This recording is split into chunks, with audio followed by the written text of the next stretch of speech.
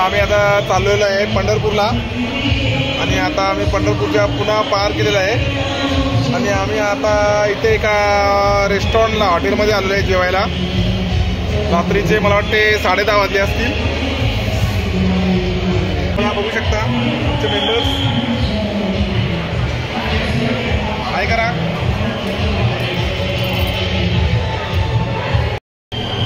बघा आता आम्ही हॉटेलमध्ये बसलोय, अमृत हॉटेल। रतन टाकी बोलतोय, रतन टाकी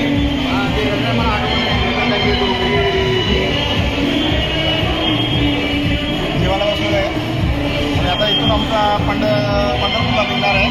मला वाटते साधारण 1.5 ते 2 तास लागतील आम्हाला आता पंढरपूर पोहोचायला।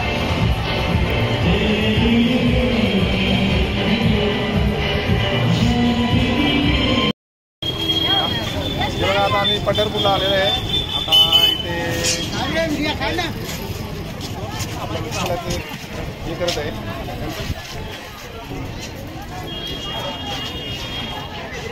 पंढरपूर नगरीत आलेले आहे।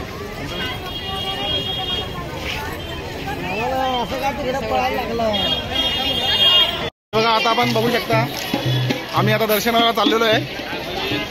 सर्वांनी हात द्या, देवाचं नामस्मरण करत चाललेलं आहे।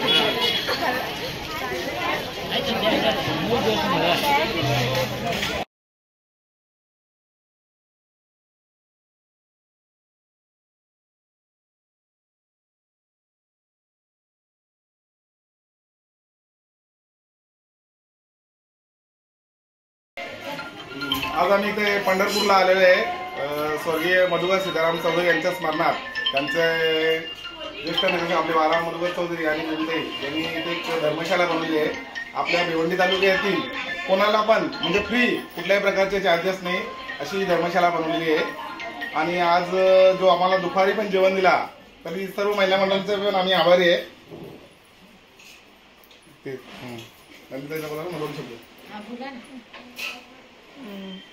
काल एकादशीच्या दिवशी आम्ही टेमघर येथून माजी नगरसेविका बेबीताई चौधरी यांच्याबरोबर जवळजवळ 13 जणी आणि बेबीताई धरून 14 जणी असे या ठिकाणी आलो। आणि तसं पाहिलं तर बऱ्याच जणींना आई वडील नाही आहेत, काही काना आई आहे, काही काना बाबा आहेत, पण पूर्णपणे फॅमिली नाही आहे। तर इथं विठ्ठल रुक्मिणीच्या चरणापाशी त्यांनाच मायबाप समजून या ठिकाणी साकडं घालण्यासाठी आम्ही या ठिकाणी आलेलो आहे। या ठिकाणी बेबीताईंकडून आमच्यासाठी फ्री सेवा दिली गेली आणि आमच्या ज्या महिला भगिनी आहेत त्या सर्वतोपरी स्वयंपाकाचं उत्तम रित्या नियोजन करून आलेल्या पाहुण्यांना पण भोजनाचा आस्वाद घ्यायला मदत करतात। आणि या ठिकाणी आम्ही सर्वजणी खेळीमेळीच्या वातावरणात 4 दिवस माहेरी आल्यासारखं आम्ही आनंदाने राहतो। आम्हाला एक प्रकारचं एक माहेरचं सुख या ठिकाणी मिळतंय आणि याला सर्वस्वी म्हणजे बेबीताईमुळे हा कार्यक्रम सक्सेस आहे। हा, आणि एक वेगळा आनंद या ठिकाणी मिळतो। पांडुरंगाच्या या भूमीमध्ये आल्यानंतर एक आत्मिक समाधान आणि आध्यात्मिक वातावरण या ठिकाणी तयार होतं। आम्ही या ठिकाणी हरिपाठ घेतो, भजन घेतो, गजर घेतो, त्याच्यानंतर मनाचे श्लोक घेतो आणि अशा प्रकारे कार्यक्रमाची आम्ही खूप धमाल करतो आणि खूप आम्हाला आनंद मिळतो, समाधान मिळतो।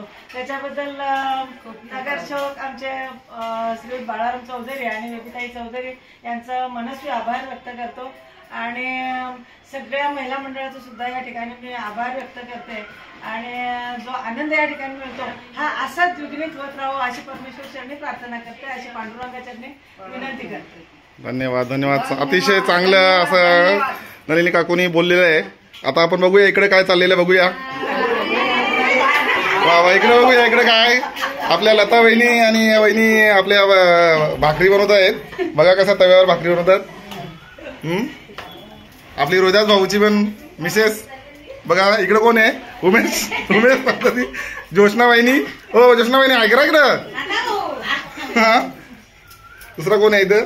हे बघा भाकर।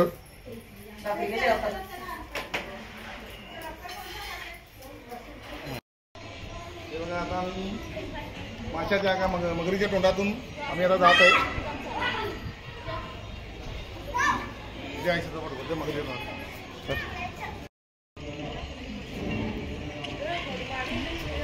बस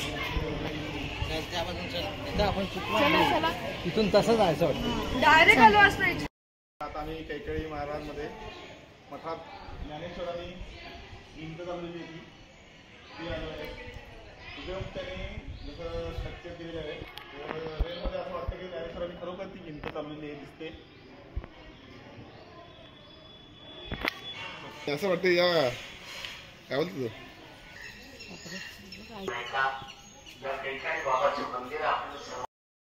चंद्रभागेमध्ये दिवस होत आहे.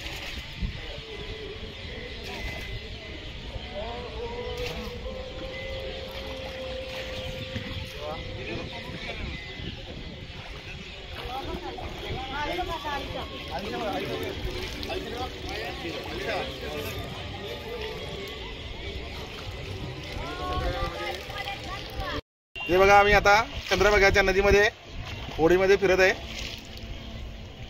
सर्वांनी आद्याकडे हाय करा. सर्वांनी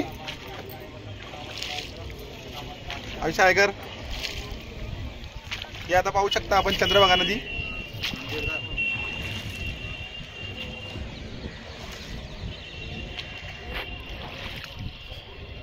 हे इस्कॉन मंदिर राधाकृष्णाचं मंदिर आहे ते.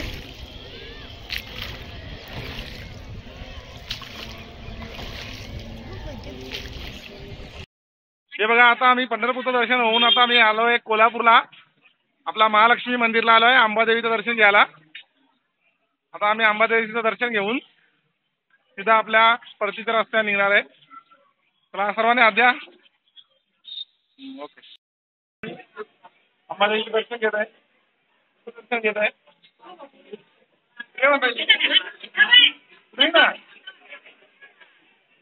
पाहू शकता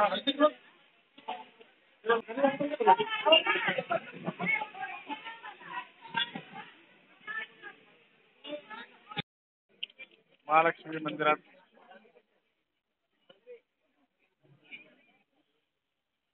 खरेदी करताना पाहू शकता आपण.